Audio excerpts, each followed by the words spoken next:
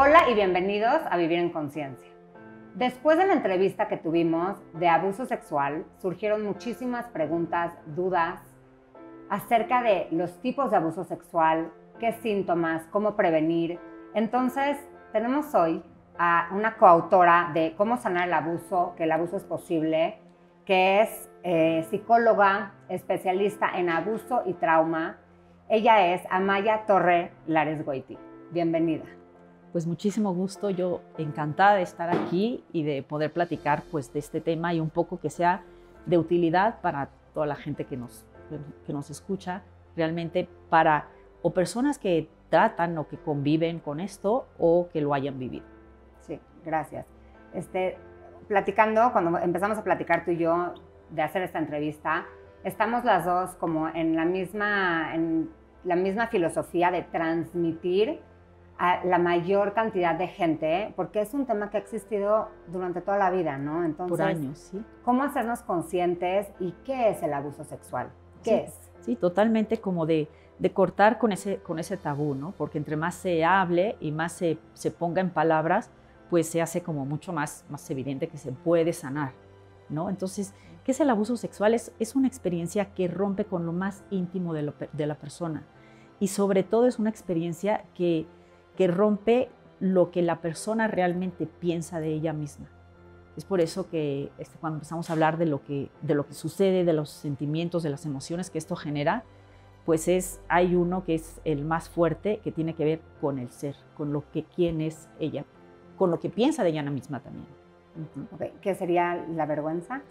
Sí. Es que su libro está extraordinario, lo recomiendo muchísimo. A mí me impactó muchísimo cómo lo describes, cómo te lleva de la mano. O sea, la verdad es que es un libro muy sencillo para leer, para aprender. Y bueno, a mí en personal me llama mucho la atención los tipos de abuso sexual, ¿no? Que es algo que no nos enseñan, no nos educan como padres o como niños, ¿no? O sea, saber que a lo mejor esto no me está gustando y cómo lo puedo decir, aunque sean mis papás, ¿no? Sí. Creo que lo primero, o sea, lo más importante es cuándo sí es abuso y cuándo no, ¿no? O sea, y realmente el abuso existe cuando hay una confianza entre un adulto y un niño, o puede ser un adolescente de cierta edad y el otro es un poco más pequeño, pero hay una confianza entre ellos y se rompe esa confianza. Eso te quería preguntar, o sea, se rompe la confianza, pero ¿cómo consideras en edad? O sea, pueden ser de la misma edad, tiene que ser alguien con poder, tiene que ser un adulto, ¿cómo diferencias?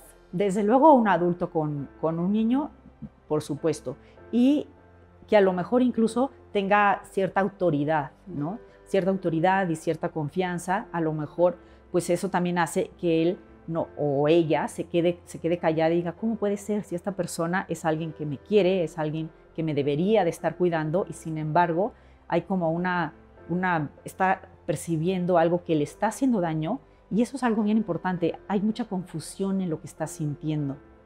Porque quiere esta persona o la confía. La quiere, confía en ella y en cierto punto pues es de una autoridad. Entonces pues sabría que pues, si es mi papá o es mi abuelo o es un tío, pues es como que pues tengo que hacer lo que él me dice o lo que ella me dice, ¿no? Entonces eso es como muy, muy importante. Y algo bien importante es la intención.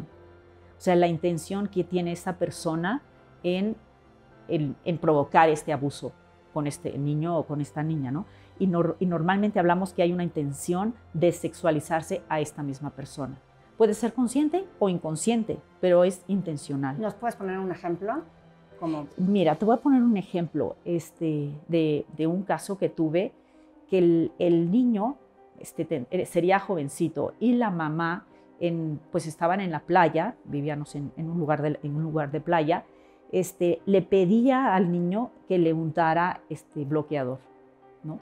Pero de una manera que él ya a su edad adulta lo percibe como que lo lastimaba muchísimo, o sea, no era algo que él quería hacer, él se sentía ya como incómodo y el chavito tendría 13, 14 años, o sea, no era tan niño. Pero pues la mamá pues estaba como con su traje, su bikini en la playa y Y incluso me decía, se ponía como en unas posturas que a mí me hacían sentir incómodo. Entonces, el cómo lo vive, que es cuando hablo de me hacía sentir incómodo, es cuando se está pues, haciendo o generando este abuso, ¿no? Porque normalmente el abuso, el daño mayor que existe en este tipo de trauma es a nivel cognitivo, es decir, en lo que pasa en la cabeza, o sea, lo que empieza a generarle a este niño, por ejemplo, de 13 años, el tenerle que poner el bloqueador a su mamá y que le estaba haciendo sentir una incomodidad bastante grande. Sí. Ahora, con esto que dices, ¿sientes que hay algún patrón que se repita entre a lo mejor adultos con personalidades o muy fuertes o muy dominantes y con niños a lo mejor con personalidades con baja autoestima, o no tiene nada que ver?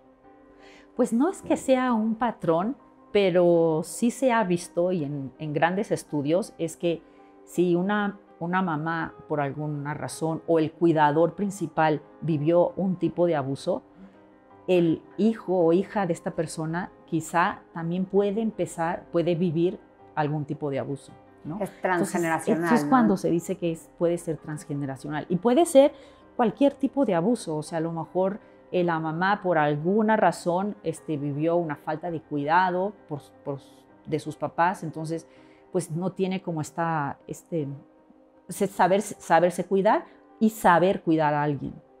Me llama mucho la atención esto porque a la hora de que tú eres abusado, ¿cómo entonces abusas tú? ¿Me explico? O sea, como ¿cuándo sucede eso? ¿Cuando no lo sanas, cuando no lo hablas o aunque lo hables, puedes tú repetirlo?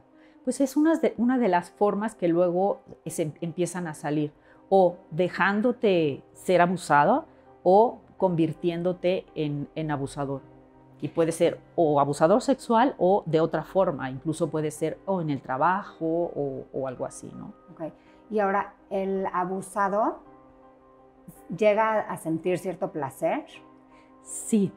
Ahí está cuando hay mucha confusión de sentimientos, porque el cuerpo responde, o sea, y como el cuerpo biológicamente responde, pues, o sea, a las sensaciones, ¿no? Responde a la sensación, entonces, o sea, piensa, estoy sintiendo feo, porque esto no me está gustando, pero a la vez estoy sintiendo rico, también estoy sintiendo placer. Entonces empieza a generarse como una sensación también como de culpabilidad y de muchísima confusión.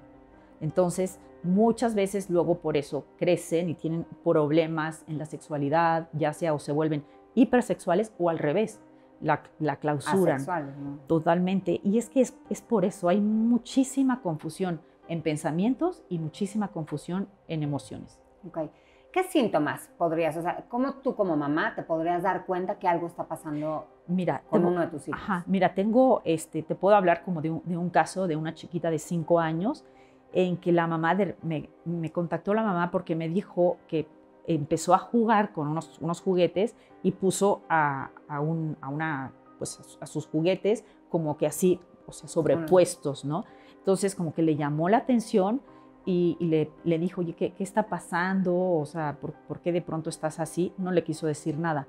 Pero lo que ella notó es que la niña de 5 años, que era súper abierta, no le daba pena ir a la tienda y pedir algo, empezó a cambiar, empezó a volverse como mucho más retraída, ya no tenía como tanta confianza con la gente, ni con los que conocía, ni con los que no conocía. Entonces realmente empiezan a dejar de ser como eran.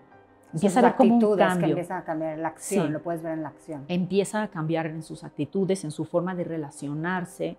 Tengo como, o sea, muchas chavitas que a lo mejor de 24 años, de 23 años, nos damos cuenta que desde primaria o desde secundaria se empezaron a ver como esos síntomas o problemas con las amigas, de relación como de amistades, incluso en la familia, o cognitivamente bajan su nivel de estudios, no pueden estudiar, no se pueden concentrar. Entonces, todo ese tipo de cosas, yo lo que les digo a los colegios, no lo descarten. Claro. O sea, nada más ténganlo presente que puede haber algo más ahí. Ok, y también en tu libro me llama muchísimo la atención, como dije antes, lo del tema de los tipos de abuso sexual. O sea, como que siento que lo que siempre se ha hablado es, a veces no solamente con penetración, pero sí con, o sea, sí. O manoseo. Manoseo, ajá. Ajá, imágenes, pornografía. Pero aquí hablas también, además de eso, hablas mucho de cómo también entre los papás, cómo hablan entre ellos, cómo se dirigen a los niños acerca del sexo, si los ven desnudos hasta cierta edad. O sea, son cosas como no tienen consentimiento, o como el niño no dice, ah, sí, no me importa entrar y verte desnuda, sino que a lo mejor la mamá está desnuda caminando por el cuarto y permite que el niño de 10, 12 años entre y salga, es también un tipo de abuso, ¿no? O sea, bueno, tenemos que, o sea, no perder el contexto sociocultural. Claro. Eso es como, siempre lo digo, bien importante. O sea, no podemos hablar de los mismos tipos de abuso aquí o en África o en alguna isla del Caribe, no lo sé, ¿no? Entonces es bien importante las costumbres y el constructo sociocultural que hay alrededor de todo esto. O sea, eso es muy importante. Y segundo, muy importante, a pesar de que haya un nivel cultural o social, el niño o la niña se sabe incómodo, o sea, se sabe incómodo y puede ser que esté acostumbrado a ver, porque ellos viven en una isla donde todo el mundo está desnudo, pero si por alguna razón hay una acción de esta persona que lo hace sentirse incómodo, eso ahí es diferente, ¿no? Y sí, la cabeza del niño no está preparado para recibir cierta información. Por eso se dice que es un tipo de abuso. Obviamente, ese tipo de abuso no tiene las mismas consecuencias que otros tipos de abuso, claro, como pudiera ser, pues a lo mejor una penetración o cualquier otra que sea como mucho más agresiva, por así decirlo, tanto hacia el cuerpo como al corazón y a su cabeza, que estos, ¿no? Pero de que sí es, porque le malforma la cabeza, que es cuando hablo del daño a nivel cognitivo. ¿Cómo llega el punto en el que el niño o la niña deja de ser abusada? Normalmente es porque el agresor lo frena o porque el abusado lo dice. Híjole, mira, normalmente cuando hay un abuso, lo que se corta es como la voz. O sea, no puedes hablar, no puedes decir, hay un miedo a cuidar, porque normalmente el abusador dice, si hablas o dices algo, la amenaza, ¿no? Amenaza a que o a tus papás les hace algo. Entonces se empiezan a sentir responsables de por ejemplo, de sus papás, porque la persona abusadora se los dice, ¿no? Entonces sí empieza a haber como una como gran confusión en ese sentido. Pero lo que se ha visto y lo que me ha tocado en la cantidad de personas con las que he conversado y he tenido como esta oportunidad es, recuperan su voz en cuanto lo hablan, lo dicen y dicen, yo sí me puedo defender, yo sí puedo poner un paro o un alto.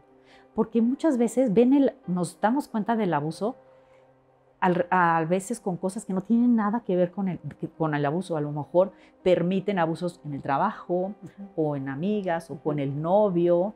Cuando ya la persona habla, rompe el silencio, ¿qué sientes que es lo que más funciona para el apoyo hacia este ser abusado, ¿no? O sea, mira, lo que más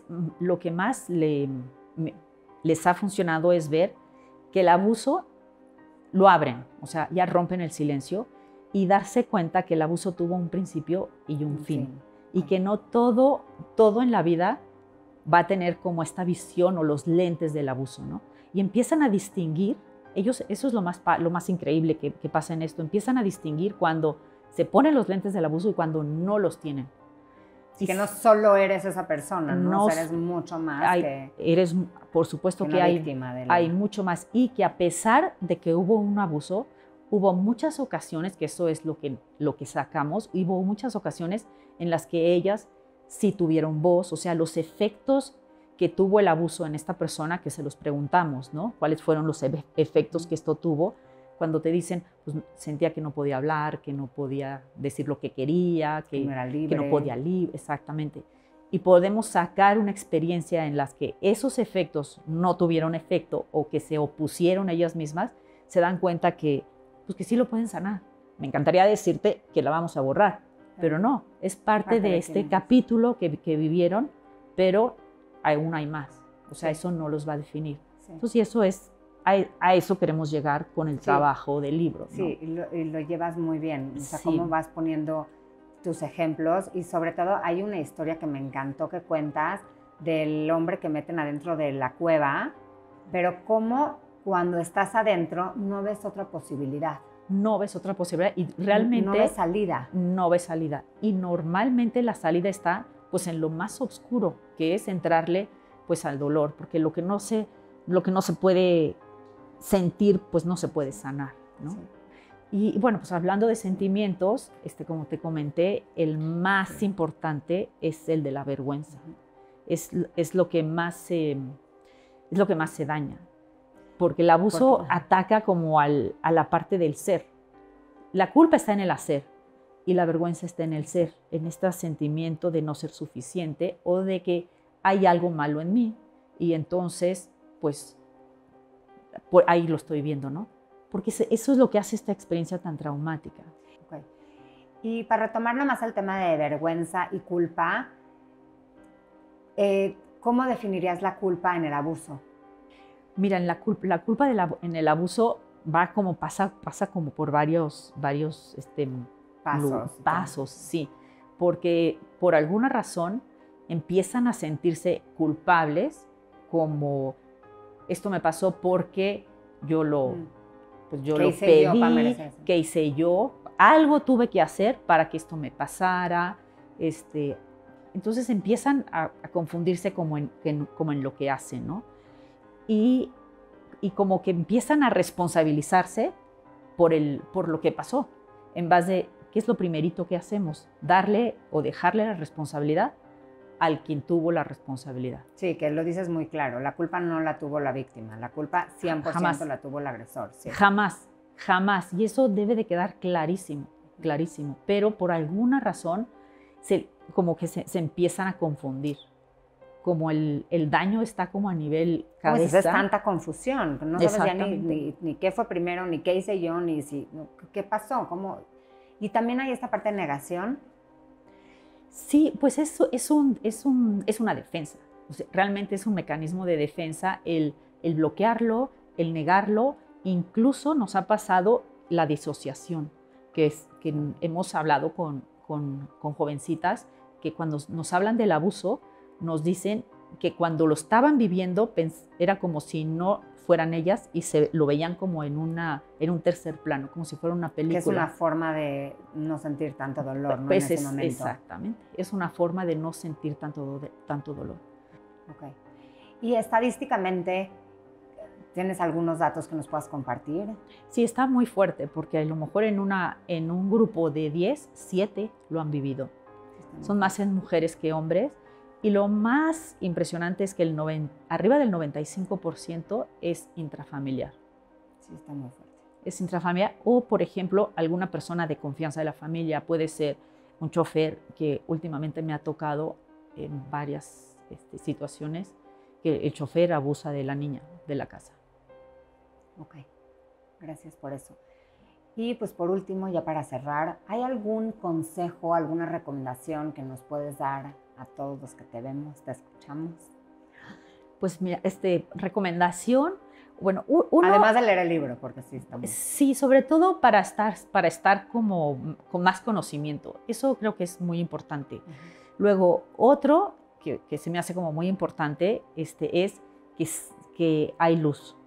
O sea, que no es el fin del mundo y que no, o sea, obviamente es fuerte y es grave, claramente, pero pasa y hay mucho más que este evento. O sea, fue solo un evento muy fuerte, claramente muy fuerte, pero este evento no tiene por qué marcar el resto de su vida, ni de sus acciones, ni lo define, ni quién es ella, ¿no?